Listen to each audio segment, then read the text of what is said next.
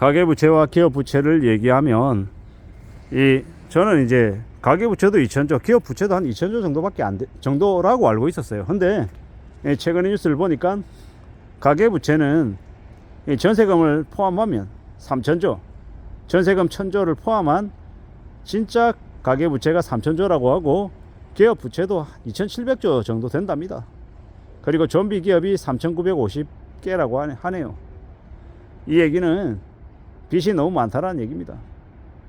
그리고 정부 부채도 2,500조를 넘어선다고 본 것 같습니다. 대략 따지면 3천에 2,700에 2,500이면 어떻습니까? 8천조가 넘어가는 금액인 것 같습니다. 참 암담하죠. 이런 시국에 기업들의 부채도 2,700조로 결코 적지 않다라는 것. 기업이 좀비 기업이다라고 하는 건 뭡니까?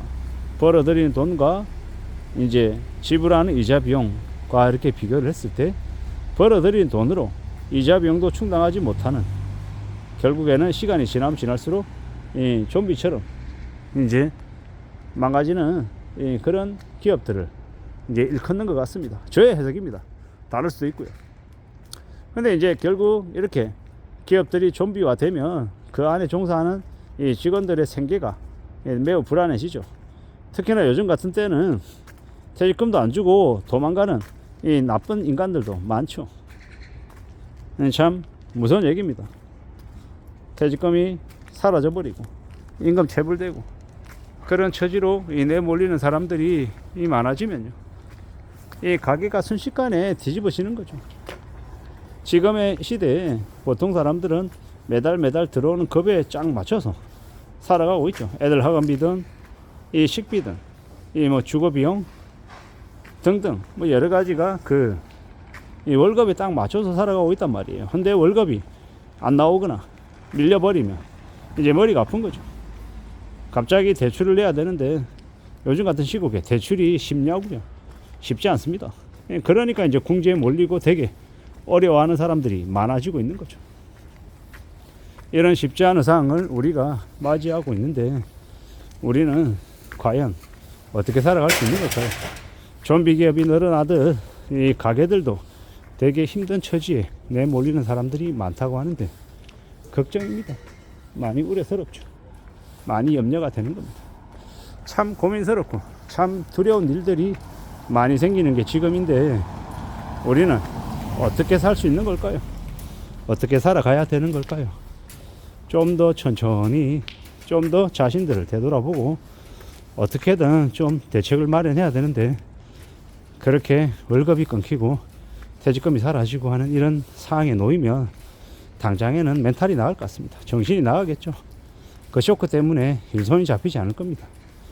어떤 이들은 매일같이 괴로워하면서 술로 하루하루를 지새우는 사람도 분명히 있을 것이고요.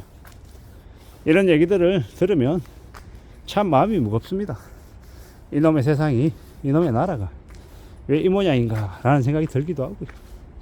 누구의 잘못이다, 누구의 책임이다, 이런 것들을 논의하기에 앞서 당장 보통 사람들, 서민들은 생활이 안 되니까 이제 순식간에 파탄이 나는 거죠. 스스로를 중산층이라고 생각했는데 그런 일이 터지고 보니 순식간에 하층민이구나, 순식간에 빈민층이구나 라고 생각하게 되는 거고, 그러면 더욱더 이 자괴감이 드는 거죠. 마음이 되게 안 좋은 거예요. 이런 생각들을, 이런 처지를 우리가 더욱더 뼈저리게 느끼는 게 요즘인 것 같습니다. 그래서 더 마음을 잘 먹어야 되는데, 마음을 단단히 가져야 되는데 라는 생각을 하게 되네요. 험한 시대를 살아가고 있구나 라는 생각도 더더욱더 하게 되고요. 어떻게든 우리는 잘 살아내야겠다, 잘 지내야겠다 라는 각오를 더욱더 하게 되는 것 같습니다. 2025년 1월인데 이제 시작했다라고 하지만 2025년 1월이 희망차거나 신나거나 활기가 돌거나 이러지 않고 되게 가라앉은 상태입니다. 되게 좀 답답하죠. 되게 좀 별로입니다. 이런 상황들을 우리는 잘 감내하고 잘 맞이해야 될 것 같습니다. 참으로 살아가는 이 시대에 이 현실을, 삶을 잘 좀 생각해야 되는 거죠. 어떻게든 잘 지낼 필요가 있는 것 같은데, 잘 살아야 될 텐데 과연 가능할까라는 생각도 해봅니다. 2025년 참으로 힘겨운 일들이 많이 벌어질 것 같습니다. 부동산 피해부 대출 관련한 그 연체도 여전히 폭탄으로 도사리고 있고, 또한 자영업자들 저 다중채무도 원금과 이자 납부 유예가 언제까지 계속될 수는 없고, 결국에는 부채 폭탄으로 터질 수밖에 없고요. 이 기업들은 기업들대로 속수무책으로 무너지고 있는 것들이 너무 많고요. 이런 여러 어려운 상황 속에 우리가 살아가고 있는데, 이 기업도 기업이고 개인은 더더욱더 그로 인한 충격을 곧바로 받는 거라 더 우려스럽고 염려가 많이 되는 게 사실입니다. 좀 더 두려워하고 좀 더 현실을 어떻게 좀 살아낼지에 대한 이 대책들을 좀 마련해야 되는데, 참 말처럼 쉽진 않죠. 그리고 결국 이 스스로의 삶을 잘 지켜내려면 어떻게 해야 됩니까? 결국은 이 통장에 잔고 최대한 확보해 놓고 나중을 대비하는 그런 대책들을 마련해 놓는 것 말고는 없는 것 같습니다.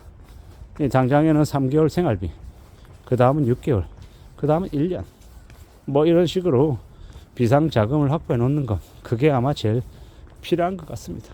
그렇게 확보해 놔야 그래야 삶이 지켜지지 않겠나라고 생각합니다. 험한 시대를 살아가고 있기 때문에 우리는 더욱더 두려운 마음들이 가득합니다. 어떻게 살아야 되나, 어떻게 삶을 지켜낼 수 있을까라고 스스로에게 되묻고 대책을 마련하려고 안간힘을 쓰는 이들이 적지 않을 겁니다. 결국 누가 뭐라 해도 이 지금의 이 힘든 현실을 감내하는 건 전부 개개인의 몫이 되어버렸습니다. 나라가 대신해 줄 수도 없고 회사가 대신해 줄 수는 더더욱더 없는 것 같습니다.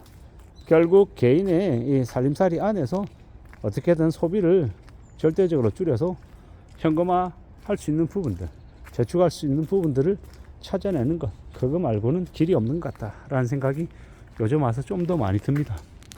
그렇기 때문에 더욱더 정신을 바짝 차리고 살아가야 될 것 같습니다. 험하다, 암담하다, 두렵다, 겁난다라는 이야기를 더욱더 많은 사람들이 하는 것 같고요. 부지런히 살아내야죠. 좀 더 마음을 굳게 먹고 이 힘든 현실을 견디겠다, 살아남겠다라고 더 다짐하고 극복할 각오를 해야 될 것 같습니다. 그것 말고는 없는 것 같아서 좀 답답하긴 하죠.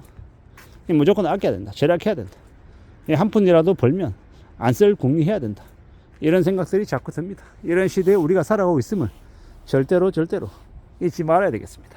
이상입니다.